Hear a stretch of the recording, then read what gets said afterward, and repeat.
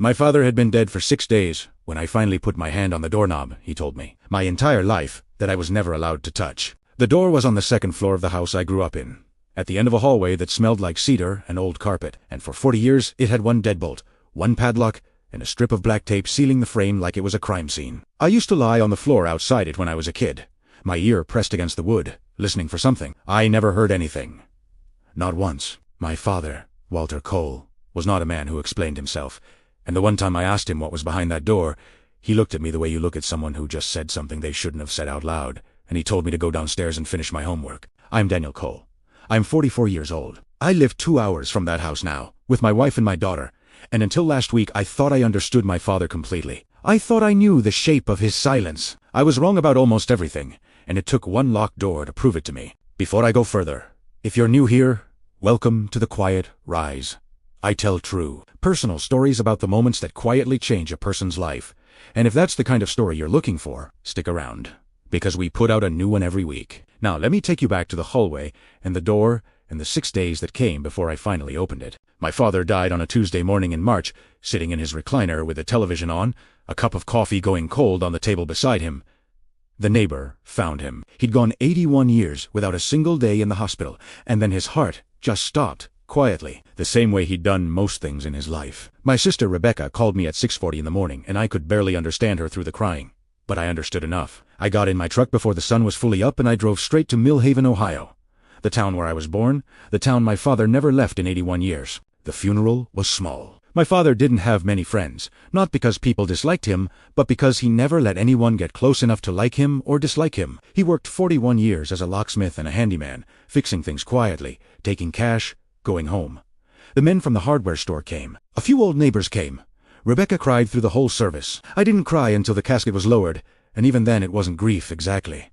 It was something heavier. It was the feeling that a door had just closed on a man I never fully knew, and now I never would. That night, back at my own house, I lay awake, staring at the ceiling, while my wife slept beside me, and I kept replaying small memories from my childhood that suddenly felt different. The way my father would disappear into the garage for hours on the anniversary of some date he never explained. The way he flinched, hushed slightly, whenever a news story about a courtroom came on the television. The way he never once, in 44 years, told me a single story about his life before he married my mother. I used to think that was just who he was, a closed book. Now I wondered if it was something he had built on purpose, brick by brick, to protect a version of himself he couldn't bear to look at directly. We had 30 days to clear out the house before it went up for sale. That was the arrangement Dad made years earlier with a lawyer in town, a woman named Carol Pierce, who Rebecca and I met with the day after the funeral. Carol handed us a folder with the will, the deed, a small life insurance payout split between us, and one line that neither of us expected. The house was to be sold as is,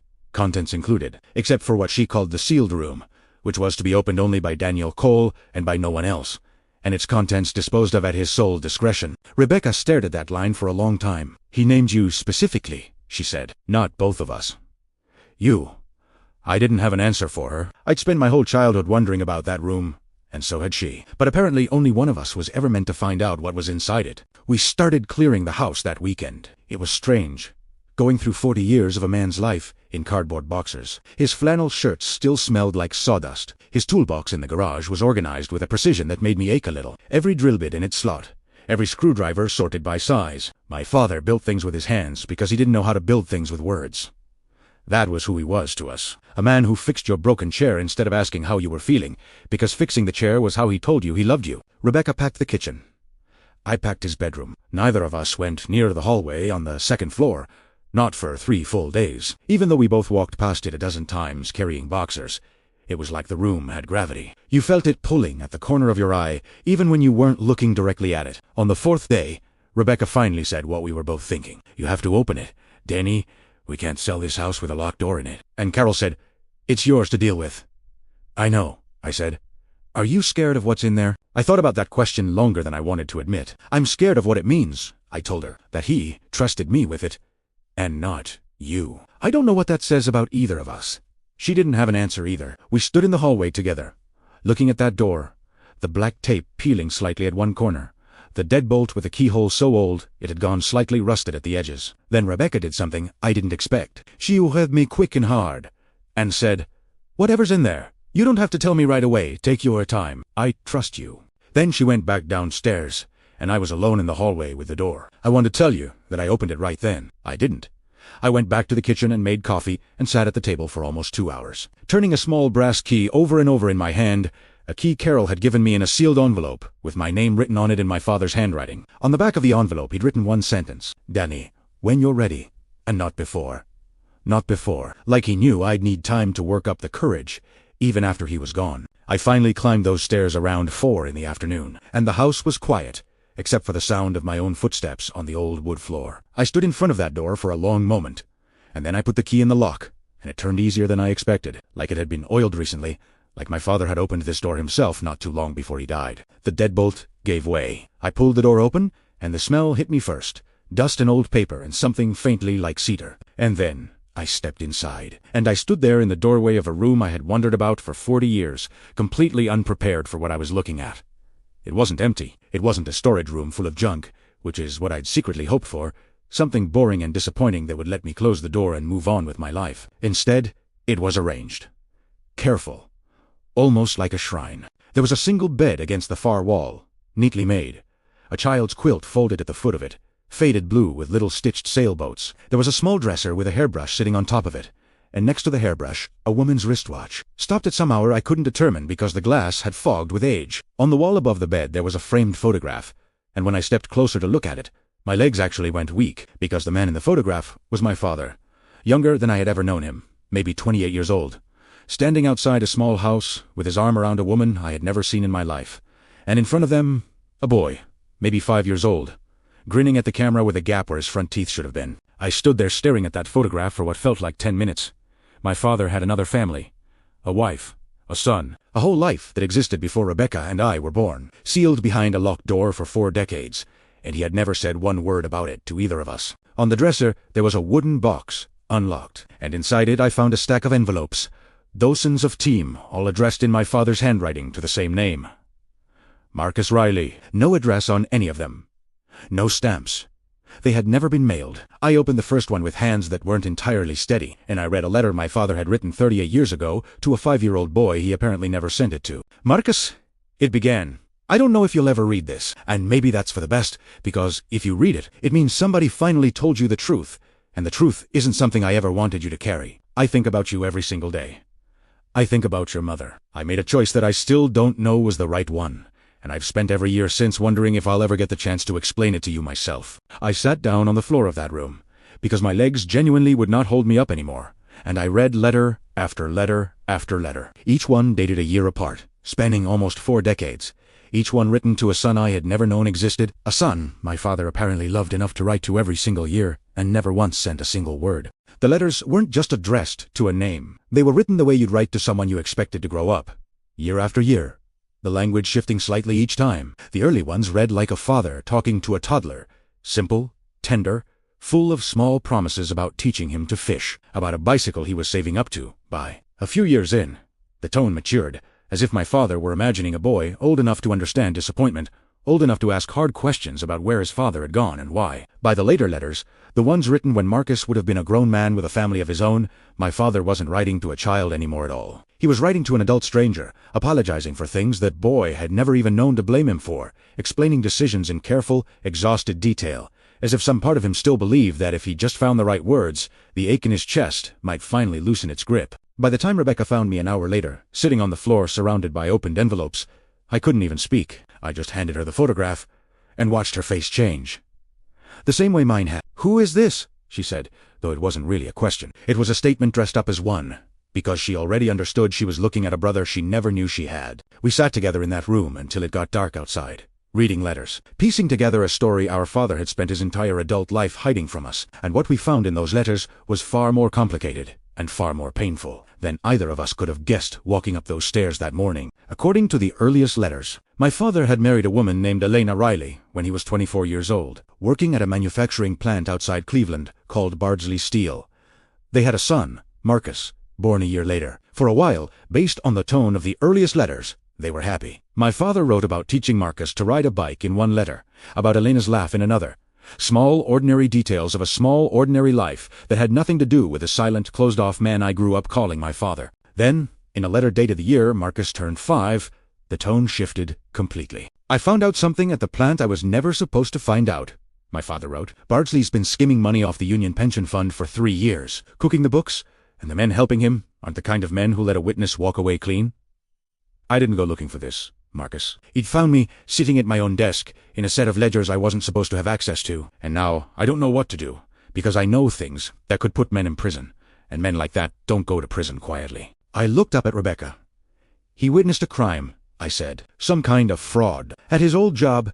Keep reading, she said, her voice barely above a whisper. The letters that followed painted a picture that felt, honestly, like something out of a movie. Except every word of it was written in my father's plain, careful handwriting, dated and specific, describing a real life that had actually happened to a real family. My father had gone to a federal investigator with what he knew, evidence of embezzlement tied to organized labor racketeering, and in exchange for his cooperation, in exchange for testimony that could put several dangerous men away, the investigator warned him plainly that his family would need protection until the case was resolved. Not the movie version of protection, no dramatic government relocation program, but something quieter and, in its own way, more heartbreaking, a private arrangement arranged through a lawyer the investigator trusted to move Elena and Marcus somewhere safe under a different name, with no contact allowed until the danger had passed. They told me it might be 6 months, my father wrote. In a letter dated not long after that decision, I told Elena it might be 6 months. I believed it might be 6 months. I was wrong about almost everything that year, and that was the first thing I was wrong about. The plan, as far as we could piece together, was for my father to stay behind in Millhaven under his real name, to testify when the case finally went to trial, and to join Elena and Marcus once it was safe, taking on the new life the lawyer had built for all 3 of them. Instead, 6 months became a year. The case dragged through delays, through a change of prosecutor, through what one letter called legal maneuvering I don't understand and can't afford a lawyer smart enough to explain to me. And somewhere in that second year, the letters stopped mentioning any contact with Elena at all. I don't know where they are anymore. One letter read, dated almost exactly 2 years after Marcus turned 5. The lawyer who set it up passed the case to someone else in his firm, and that man tells me it's safer for everyone if I don't know. Safer for everyone except me, who has to live not knowing if my own son remembers my face. Rebecca had tears running down her face by this point, and honestly, so did I.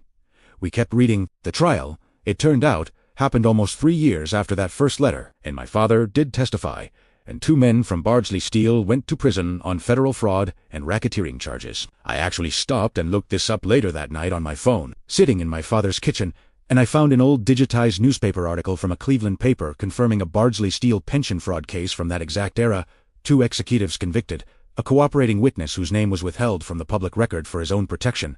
My father wasn't lying in those letters. Every word of it had actually happened. But by the time the trial ended, the lawyer's firm had lost track of exactly where Elena and Marcus had been relocated, or claimed to have lost track.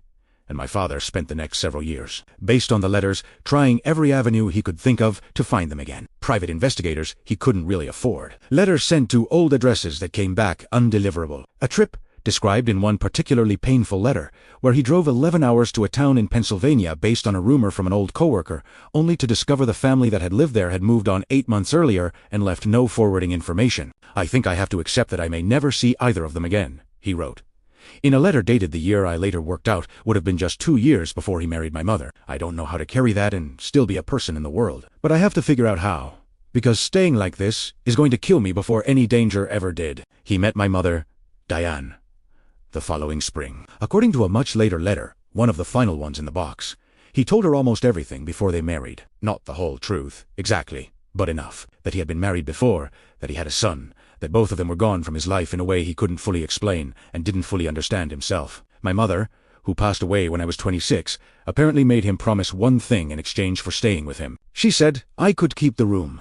The letter read, as long as I never let it become the thing that stood between me and the children we might have together. She said, grief needs a place to live, and if I needed the room to be that place, she wouldn't take it from me. But she made me promise never to let Marcus's name become a secret that hurt the family I was building. I don't know if I kept that promise as well as I should have. Reading that line, I finally understood something about my own childhood that had never quite made sense to me before. There were nights, when I was maybe 9 or 10 years old, when I would wake up and hear my father moving around downstairs in the middle of the night, the creak of the back door, the quiet scrape of a chair on the porch. I used to think he had trouble sleeping the way some men just do. Now I wondered how many of those nights he spent sitting outside in the dark, doing the math on how old Marcus would be turning that year, wondering if the boy in his memory still looked anything like the man he'd grown into somewhere out in the world. There was another letter in the box, shorter than the rest, undated, that stopped both Rebecca and me cold. It wasn't addressed to Marcus at all. It was addressed to us. Danny, Rebecca, it read. If you're reading this, it means I finally worked up the nerve to leave the key where you could find it, or it means I ran out of time before I could tell you myself, which I suspect is more likely, knowing me. I need you to understand that loving you was never in competition with loving him. A heart doesn't work that way, no matter how much easier it would be if it did. I just never learned how to hold both truths out loud at the same time. Rebecca had to set that one down and walk out of the room for a few minutes before she could keep reading. Sitting there on the floor of that room with Rebecca, both of us wiping our faces with our sleeves, I finally understood something about my father that explained 40 years of quietness. 40 years of a man who fixed broken chairs instead of talking about his feelings. 40 years of a locked door at the end of the hallway that neither of us was ever supposed to ask about. He wasn't hiding shame. He was carrying a grief so heavy he didn't know how to set any of it down without it crushing something else in the process. So instead he built a room to hold it, and he closed the door. And he tried, as best as a broken man can try, to build a second life around the wreckage of the first one. But knowing that didn't answer the most important question sitting in that room with us. Was Marcus Riley still alive? Was he out there somewhere? 43 years old now, with no idea his father had spent 4 decades writing him letters he never sent. And if Aoife was, did I have any right to go looking for him, to reopen a wound that had been sealed shut, quite literally, behind a locked door for as long as I'd been alive? I didn't sleep that night. Rebecca stayed over, and we sat at the kitchen table until almost 2 in the morning, going through the rest of the box. Near the bottom, wrapped in a plastic bag to protect it from moisture, we found something that changed the entire direction of what came next. A more recent letter, dated only 8 months before my father's death, written in handwriting that was shakier than the earlier ones, the handwriting of a much older man. I found him, it read. It took a private investigator I hired 2 years ago and more money than I probably should have spent, but I found him. Marcus Riley, now going by Marcus Halley, 42 years old, living in Columbus, a father himself, now 2 kids. I have an address. I don't have the courage yet to use it. I keep telling myself I'll write to him properly. Not another letter for this box, but an actual letter, sent through the actual mail. And I keep not doing it, because I'm afraid of what happens if he reads it and decides he wants nothing to do with the man who let a lawyer lose track of his own family. I'm going to do it soon. I promise myself that every single day. There was a folder tucked beneath that final letter, and inside it we found the investigator's report itself. 3 pages of careful, clinical detail that felt almost cruel. Next to the raw emotion of everything else in that box, marital status, employer, home address. A note that the subject appeared to be, in the investigator's words, stable, employed, and by all visible measures living a healthy family life. My father had underlined that line twice in pencil. I think that detail told me more about him than almost anything else in the room. He wasn't looking for reassurance that Marcus had turned out fine, so he could feel better about himself. I think he was terrified of finding the opposite. Terrified that the family he'd lost track of had struggled or suffered because of choices he'd made at 29 years old, and when the report told him Marcus was safe and well, it wasn't relief exactly. It was grief with nowhere left to go, because the boy he'd spent a lifetime worrying about had grown into a man who didn't need him anymore, and now there was no danger left to blame for the distance between them, only time and fear, and a letter he still couldn't make himself send. My father had found his son, and he had died 8 months later. Without ever sending the letter, I looked at Rebecca across the kitchen table, and I said the only thing I could think to say. I have to go find him. I know, she said. I'm coming with you. We drove to Columbus 3 days later, on a Saturday morning, both of us nervous in a way that felt completely disproportionate to what we were actually doing, which was, on paper, simply driving to a stranger's house. But he wasn't a stranger. Not really. He was our brother, half-brother, technically. But by the time we pulled up outside a modest brick house on a quiet street in a Columbus suburb, that distinction had stopped mattering to either of us. I sat in the truck for almost 10 minutes before I could make myself get out. Rebecca finally reached over and squeezed my hand and said, "You've come this far, Danny. Don't turn around now." We walked up to the front door together, and I knocked, and my heart was pounding so hard I could feel it in my throat. A man answered the door. And the moment I saw his face, I understood exactly why my father had kept that photograph on the wall of that locked room for 40 years. Because Marcus Holla had my father's eyes. Exactly my father's eyes. The same shape, the same color, an unmistakable resemblance that hit me harder than I expected it to. "Can I help you?" he asked, understandably confused by 2 strangers standing on his porch on a Saturday morning. I didn't know how to start. I'd rehearsed this conversation a dozen times in the truck, and every version of it evaporated the second I was actually standing in front of him. So I did the only thing I could think of. I reached into my jacket and pulled out the photograph, the one of my father, Elena, and a 5-year-old Marcus standing outside their old house, and I held it up. Marcus went completely still. He stared at that photograph for a long moment, and then he looked up at me, and something in his expression cracked open. "Where did you get that?" he said, his voice barely functioning. "My name is Daniel Cole," I said. "This is my sister Rebecca. Our father was Walter Cole. I think he was your father too." Marcus stood in that doorway for what felt like an eternity, holding the door frame like he needed it to stay upright, and then he said something I wasn't prepared for. "My mother used to tell me stories about a man named Walter," he said. "She said he loved us more than anything. And then one day, he just disappeared from our lives, and she never fully explained why.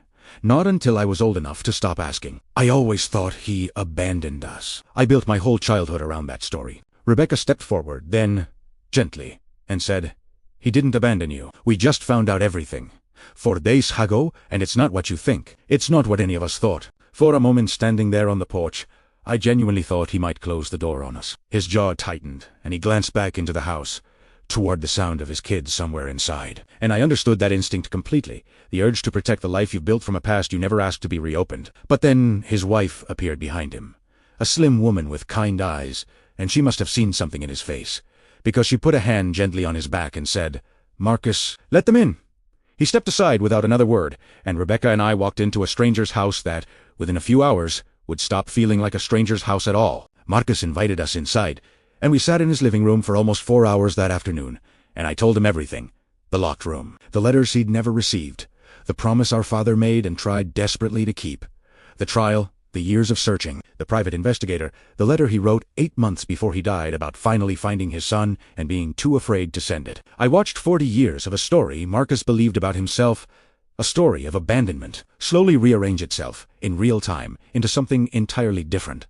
A story about a man who loved him enough to spend 4 decades grieving a separation he never chose and never stopped trying to undo. Marcus cried at several points during that conversation, and so did I. And at one point, his wife came in and quietly brought all of us coffee and sat with a hand on his shoulder while he read through the earliest letters I'd brought with me. Letters written to him when he was 5 years old by a father he'd spent his life believing, had walked away without a backward glance. He read 3 of the letters out loud that afternoon, his voice catching on certain lines, and at one point he had to stop entirely and just sit with his eyes closed for almost a full minute before he could continue. His wife sat beside him the whole time, saying nothing, just present, the way you learn to be present for someone you love, when there's genuinely nothing useful left to say. Their 2 kids, a boy around 10 and a girl around 7, wandered in at one point, curious about the strangers in their living room, and Marcus pulled them close and told them, in a voice that was somehow both breaking and steady at the same time, that they had a grandfather they never got to meet, and an uncle and an aunt they were meeting for the very first time. The boy looked at me for a long moment, with an expression I recognized instantly, because it was the same careful, searching look I used to give my own father, trying to figure out where he fit in the world. "He wrote to me every year," Marcus said, staring at the stack of unsent envelopes in his lap. "Every single year, for almost 40 years. And he never sent one of them." "I don't think he knew how," I said. And I meant it, because by then I finally understood my father well enough to know that was exactly true. He wasn't a man who knew how to hand someone his grief directly. He built a room for it instead, and he wrote letters he was too afraid to send. And he kept a photograph on a wall for 4 decades, rather than risk the possibility of reaching out and being rejected by the family he believed he'd already failed once. Before we left that evening, Marcus asked if he could see the room. "Not right away," he said.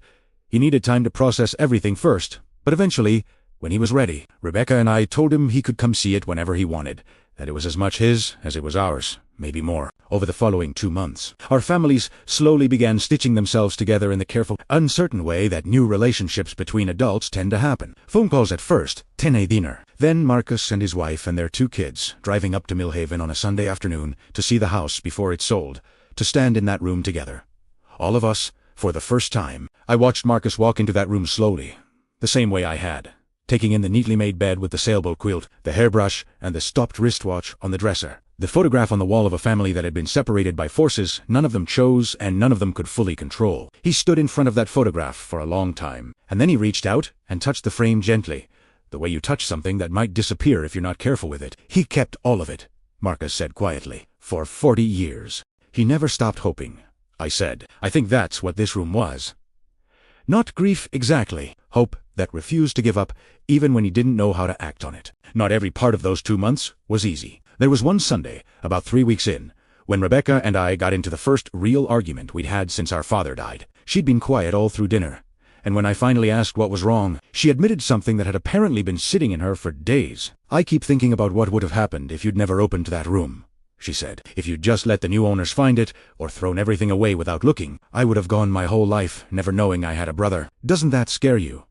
How close we came to never knowing any of this. I didn't have a clean answer for her that night. The truth is, it did scare me, more than I let on, because for those first few days, standing outside that locked door, some quiet, tired part of me genuinely considered leaving it sealed. It would have been easier. Grief has a way of making the unopened door feel safer than the truth behind it, and I understood, sitting with Rebecca that evening, that our father had spent 40 years choosing that particular kind of safety, and it had cost him more than either of us could measure. There was also an uncomfortable conversation, early on, between Marcus and me about anger, because I think it would be dishonest to pretend he wasn't allowed to feel any. One evening on the phone, a few weeks after our first visit, he admitted that alongside the relief and the grief, there was a thread of something harder to name, something close to resentment. "Part of me is glad I finally understand," he told me, "and part of me is furious that understanding took 40 years and a stranger's death to arrive.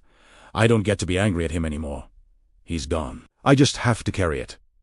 I didn't try to talk him out of that feeling. I told him he'd earned the right to feel every bit of it, and that Rebecca and I weren't going anywhere while he worked through it, however long that took. I think that conversation, more than any of the warmer ones, was what actually built trust between us, because it proved none of us were interested in a tidy, easy version of this story. We wanted the real one, even the parts that hurt. We learned a few more details in the weeks that followed, filling in the parts the letters didn't cover. Elena, Marcus's mother, had passed away 9 years earlier, never having remarried, having raised Marcus largely on the story that his father was simply a man who couldn't handle the responsibility of a family and left when things got hard. She wasn't wrong to protect herself and her son with whatever version of the truth she could manage at the time. Not knowing the real reason, not knowing the lawyer's firm had genuinely lost track of my father's attempts to reach them, not knowing he was writing letters he never sent every single year of his life. There was no dramatic courtroom reckoning waiting for us. No villain left to confront. The men convicted in the Bardsley Steel case had served their sentences decades earlier and, as far as any of us could find, both had since passed away. There was no lawsuit to file. No wrong we could legally right. What we had instead was something quieter and, in its own way, more difficult. The simple, unglamorous work of two families learning to become one family, slowly, honestly, without any of the neat resolution that makes for a satisfying ending in a movie. We sold the house that summer, as planned, but before the new owners moved in, all of us went back one final time. Rebecca and me, Marcus and his wife and his 2 kids. And we cleared the room together, not in anger, not to erase it, but gently, the way you clear out a space that has finally finished doing the job it was built to do. We kept the photograph. We kept the letters. Everything else we donated or let go of.